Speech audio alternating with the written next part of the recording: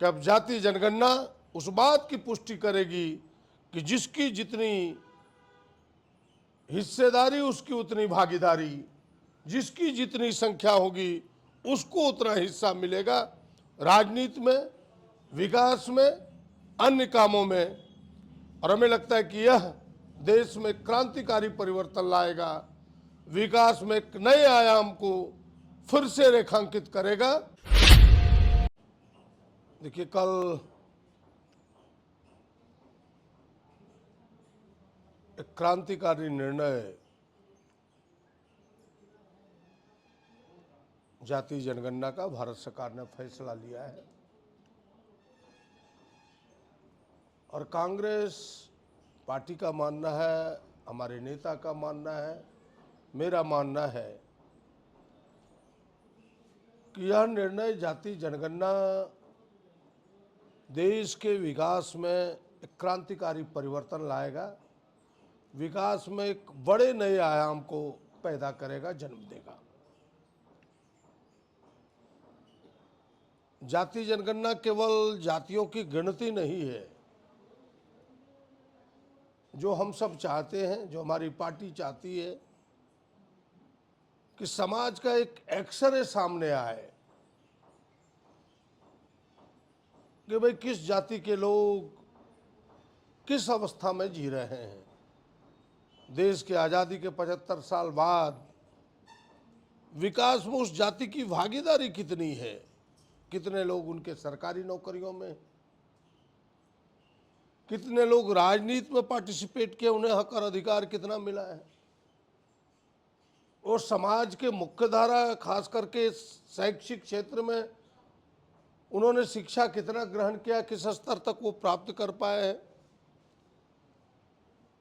राज्य और देश की सरकारों से सरकारी मिलने वाली सुविधाएं उनकी तरक्की के लिए उसका उन्होंने कितना उपयोग किया है।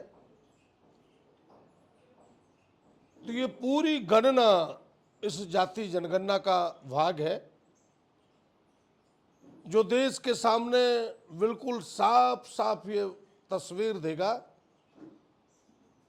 कि कौन सी जाति किस अवस्था में है। फिर सत्ता पर बैठे हुए, चाहे राज्य के लोग सत्ता पर हो, चाहे देश की सत्ता पर हो,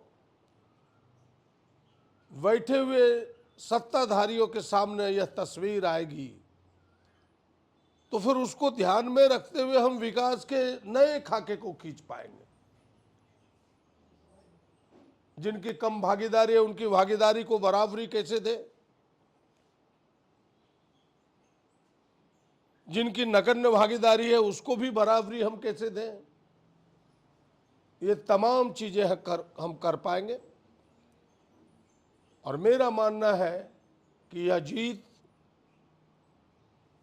देश का अकेला नेता आदरणीय राहुल जी, जिन्होंने हाथ में तिरंगे को लेकर के गांव गांव, डगर डगर पूरे देश का भ्रमण करके यह बताया कि इस देश में जाति जनगणना सबसे जरूरी है।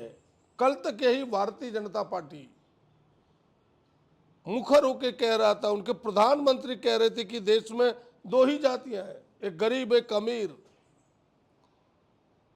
उनके एक बड़े नेता गडकरी साहब ने तो कह दिया कि जो जात की बात करेगा उन्हें लात से जवाब दिया जाएगा।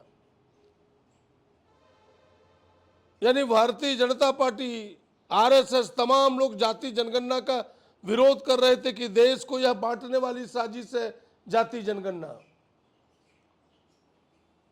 लेकिन राहुल जी के नेतृत्व में देश की आवाम की जो मांग थी वो इस कदर जोर पकड़ा, आवाम की इस प्रकार आवाम ने अपनी इच्छा व्यक्त की कि सरकार को झुकना पड़ा। वर्षों से कई संगठन भिन्न भिन्न प्रकार के स्वतंत्र रूप से भी इस जनगणना की वर्षों से मांग कर रहे थे। उन तमाम लोगों का, देश की आवाम का, कांग्रेस पार्टी का, और इस जीत को राहुल जी की मैं जीत बताता हूं। और मैं आजादी के बाद इतिहास में पहली बार है कि प्रतिपक्ष किसी आंदोलन को हाथ में ले, मजबूरन सत्ता पक्ष को उसका निर्णय करना पड़े। यह निर्णय उसी को इंगित करता है। और मैं साफ साफ कह सकता हूं कि अब जातीय जनगणना उस बात की पुष्टि करेगी कि जिसकी जितनी हिस्सेदारी उसकी उतनी भागीदारी, जिसकी जितनी संख्या होगी उसको उतना हिस्सा मिलेगा, राजनीति में, विकास में, अन्य कामों में। और हमें लगता है कि यह देश में क्रांतिकारी परिवर्तन लाएगा, विकास में एक नए आयाम को फिर से रेखांकित करेगा और विकास के मजबूत और चौड़ा नए दरवाजे को प्रशस्त करेगा, खोलेगा। मैं फिर से एक बार इस निर्णय का स्वागत करता हूं और कांग्रेस पार्टी चाहेगी कि समय सीमा के अंदर जिस तरह से तेलंगाना की सरकार ने पूर्णता के साथ सभी बिंदुओं को ध्यान में रख के जातीय जनगणना कराई है, भारत सरकार भी सभी विषयों को ध्यान में रख करके जातीय जनगणना कराए और फिर आगे उसकी भागीदारी दे। और हमारी अब जो दूसरी लड़ाई है वो इसी का हिस्सा है कि वो जो 50% आरक्षण का सीमा है वो सीमा भी टूटी। जो राहुल जी ने कहा है कि इस लक्ष्मण रेखा को हम पार करेंगे।